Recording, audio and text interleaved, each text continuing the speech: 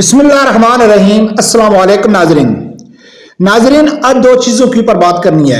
एक, जो पीटीआई के कारकुन जिनकी हलाकत हुई डी चौक में, क्या उनको शहीद कहा जा सकता है? क्या वो शहीद हैं? इसके ऊपर बात करेंगे।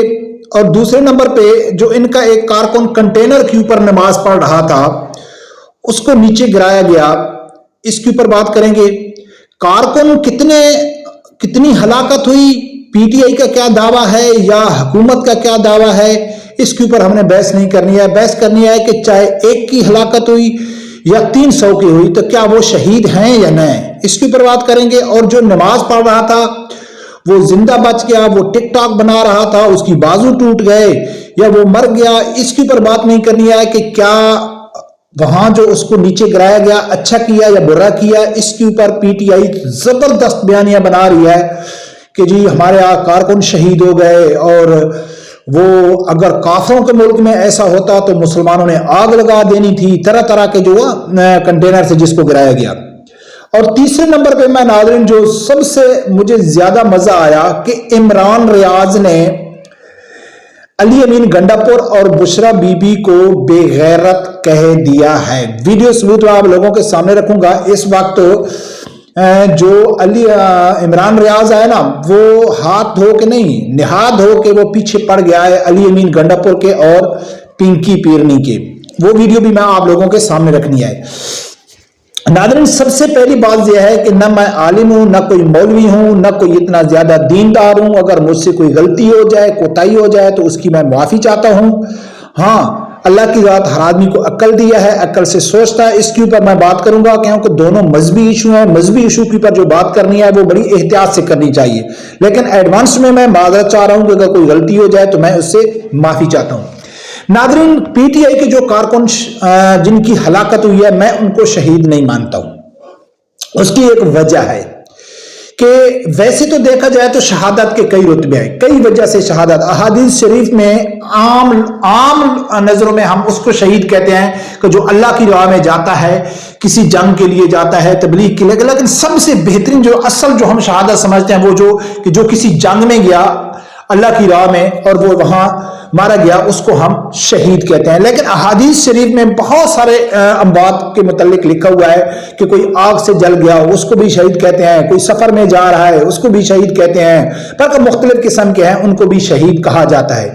लेकिन जहां पीटीआई के जो कारकुन हैं, पीटीआई के जो लोग हैं, वो अपने कारकुनों को इसलिए शहीद नहीं कह रहे कि वो किसी रिज़्क की तलाश में जा रहे थे, या वो किसी आग में जल गए, या वो किसी एक्सीडेंट में मारे गए। उनको इसलिए शहीद कहा जा रहा है कि वो इनकलाब की जंग लड़ रहे थे, वो हक और सच के साथ खड़े थे, वो कानून की बात कर रहे थे, इसलिए उनके ऊपर गोली चलाई गई और उनको शहादत, यानी कि एक जहाद था, एक जंग थी, उसमें उनके जो लोग मारे गए उनको इसलिए शहीद का रुतबा दिया जा रहा है।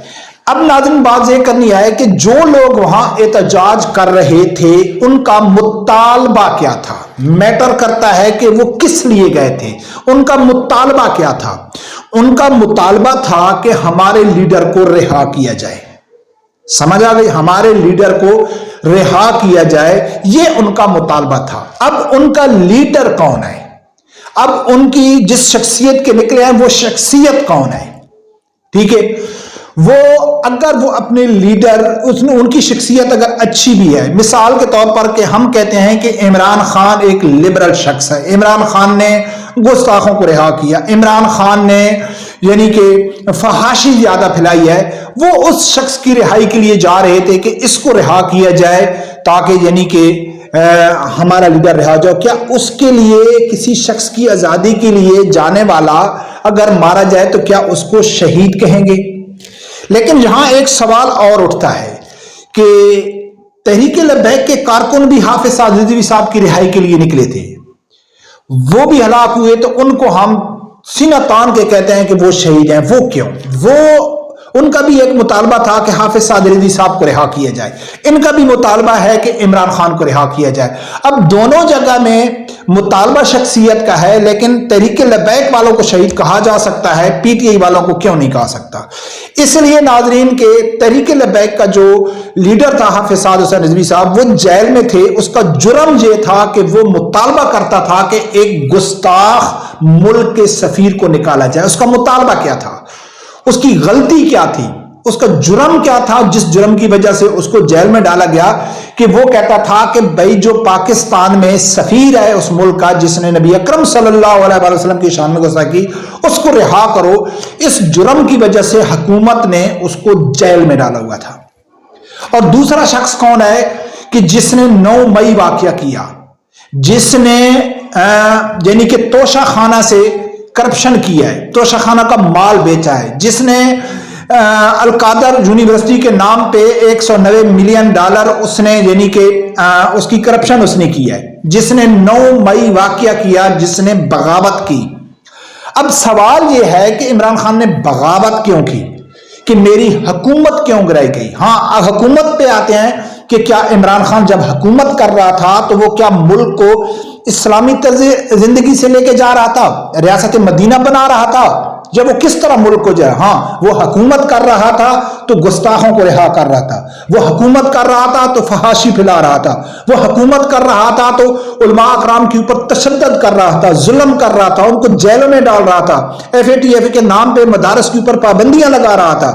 تو اگر اس کی حکومت، مثال ایک میں آپ کو دیتا ہوں کہ اگر عمران خان کی حکومت صحیح معنوں میں ایک دین کے اوپر وہ اس حکومت کو لے کے جا رہا تھا، ایک شرعی نظام کی طرف حکومت کو اوپر لے کے جا رہا تھا، تو اس کی حکومت گرائی جاتی، پھر اس اپنی حکومت کے لیے وہ 9 مئی کرتا، پھر 9 مئی کی وجہ سے وہ گرفتار ہوا، پھر گرفتاری کے رہائی کے وقت کارکن اس کو رہا کرنے کے لیے گئے، تو پھر بھی ہم مان سکتے ہیں کہ یار اس کے کارکن شہید ہیں۔ وہ ایک ایسے شخص کو رہا کرنے کے لیے جا رہے تھے جس کو لا الہ الا اللہ کے علاوہ محمد رسول اللہ بھی نہیں آتا ہے، اس نے اپنی زندگی میں سٹیج کے اوپر کھڑے ہو کے کبھی بھی پورا کلمہ نہیں پڑھا ہے، ٹھیک ہے؟ اور اس نے اعلانیہ تسلیم کیا ہے، یہ کوئی الزام نہیں ہے، اس نے ٹی وی میں آ کے تسلیم کیا ہے کہ آسیہ مولودہ کو میں نے رہا کیا، جو ایک گستاخہ تھی۔ اس نے سب کچھ تسلیم کیا ہے، اس نے گستاخوں کو سپورٹ کیا ہے۔ اس کی رہائی کے لیے اگر کوئی آدمی جائے گا تو وہ اگر مارا جائے گا تو ہماری نظر میں وہ مر گیا ہے، وہ شہید نہیں ہے۔ ہاں، آدمی افسوس کر سکتا ہے کہ یار نہیں مرنا چاہیے، کسی کے اوپر نہیں ظلم ہونا چاہیے، لیکن ان کو ہم شہید نہیں کہہ سکتے جو ملک میں بغاوت کر رہے ہیں۔ اب دوسرے نمبر پہ جو کنٹینر کے اوپر نماز پڑھ رہا تھا، اب ناظرین یہ تو بالکل غلط ہے۔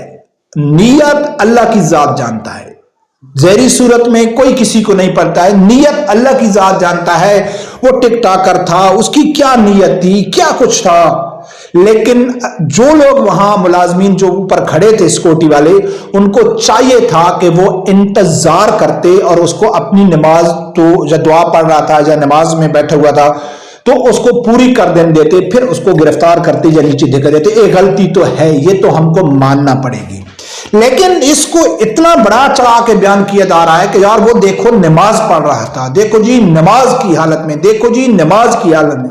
ہم نے علماء کرام سے سنا ہے کہ اگر آپ کی نماز دکھاوے کی نماز ہوگی، آپ کی نماز کامل نہیں ہوگی تو وہ آپ کے منہ پر مار دی جائے گی، آپ الٹا گناہگار ہوں گے۔ اگر آپ دکھاوے کی نماز پڑھتے ہیں، آپ کی نیت خالصتاً دکھاوے کے لیے ہے، ٹھیک ہے نا، تو وہ آپ کی نماز نہیں ہے۔ تو ناظرین اس کو ڈبل کنٹینر جو غالباً 20 فٹ اونچائی بنتی ہے، اس سے بھی زیادہ بنتی ہے، اور وہ اکیلا تھا، وہ اس کے اوپر چڑھا کیوں، کس لیے چڑھا؟ نماز پڑھنے کے لیے؟ کیا نیچے جگہ نہیں تھی یا نزدیک مسجد نہیں تھی؟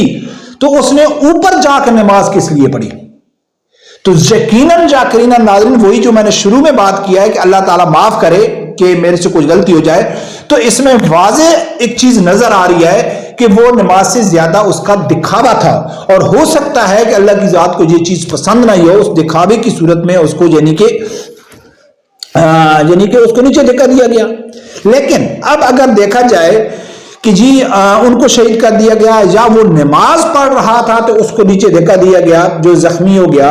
لیکن جو الزام لگا رہے ہیں، جو بڑے دیندار پھر رہے ہیں، جو دوسرے جن کو کہہ رہے ہیں، ان سے بولو کہ آپ نے تو حافظ قرآن کو، آپ نے تو رمضان شریف میں روزے کی حالت میں مسجدوں کے اندر لوگوں سے گولی چلائی ہے، اور آپ نے ایک گستاخہ کو سپورٹ کرنے کے لیے پاکستان کے 40,000 علماء اکرام کو، مدارس کے طالب علموں کو آپ نے جیل میں بند کیا، اور بزرگ عالم دین کو جو اذیت پہنچائی جیل میں.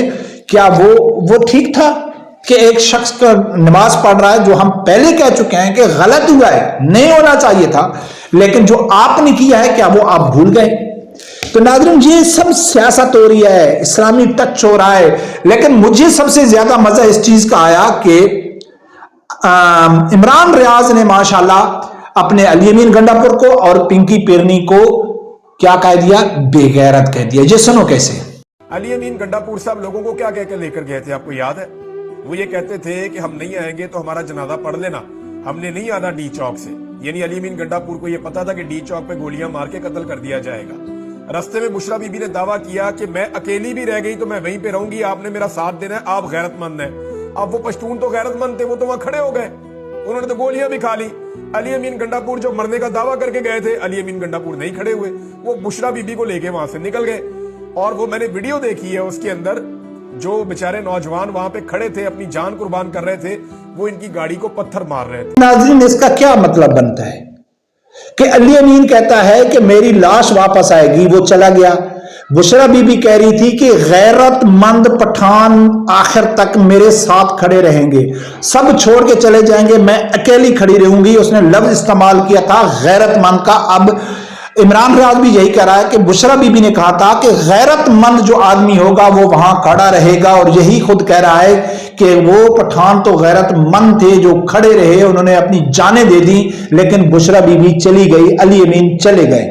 تو ایک تو ہوتا ہے غیرت مند، دوسرا کون ہوتا ہے یہ آپ سمجھدار ہیں، یہ میں نہیں کہہ رہا ہوں، یہ ان کا اپنا چہیتا جو عمران ریاض ہے وہ کہہ رہا ہے کہ بشرا بی بی اور علی امین غیرت مند لوگ نہیں ہیں. اب غیرت مند نہیں ہے تو آپ سمجھ گئے وہ کون ہے. رب پروردگار سے یہی دعا ہے، اللہ تعالیٰ میرے سمیدان آدمی کو حق سے سننے کی اور اس کے ساتھ کھڑے ہونے کی توفیق عطا فرمائے.